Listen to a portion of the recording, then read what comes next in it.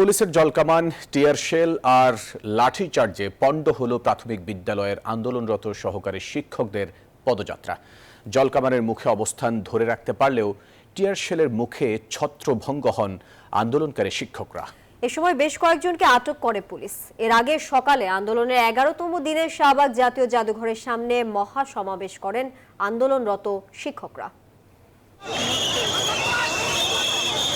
পুলিশের জলকামানের মুখেও প্রধান সড়কে অবস্থান ছাড়েননি সরকারি প্রাথমিক বিদ্যালয়ের সহকারী শিক্ষক পদে নিয়োগ বাতিল হওয়া আন্দোলনকারীরা। এরপর কিছুটা সময় নিয়ে পুরুষ শিক্ষকদের ওপর লাঠিচার্জ করে আইন শৃঙ্খলা রক্ষাকারী বাহিনী। এক পর্যায়ে আন্দোলনকারী শিক্ষকদের ছত্রভঙ্গ করতে আরো মারমুখী হয় পুলিশ, নিক্ষেপ করে টিয়ার শেল।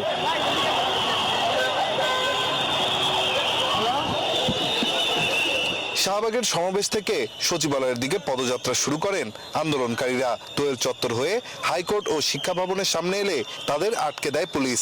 আমার জীবন বাঁচানোর লড়াই এটা। 32 বছর পড়াশোনা করে চাকরির শেষ জীবনে এসে যা অর্জন করেছি সব চলে যাচ্ছে বৃথা। আমাদের অনেকেরই বয়স শেষ, এই চাকরিটা আঁকড়ে ধরে বাঁচতে চেয়েছিলাম, আমাদের নিয়োগ বাতিল করে দেওয়া হয়। আমরা এর সুষ্ঠু সমাধান চাই। এ সময় আটক করা হয় বেশ কয়েকজনকে।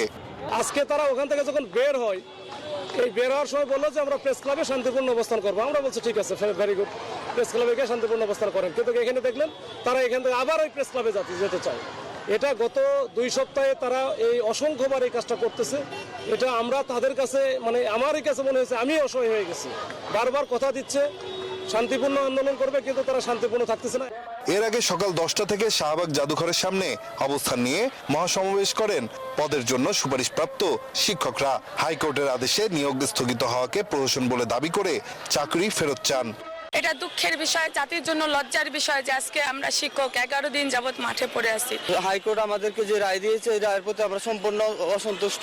অবৈধ রায় এটা বাতিল করে সরকার আমাদের নিয়োগ দিক, এটা আমাদের দাবি না মানা পর্যন্ত আন্দোলন চালিয়ে যাবার ঘোষণা দেন আন্দোলনরত শিক্ষকরা। নাইম আল চিকো, নিউজ 24, ঢাকা।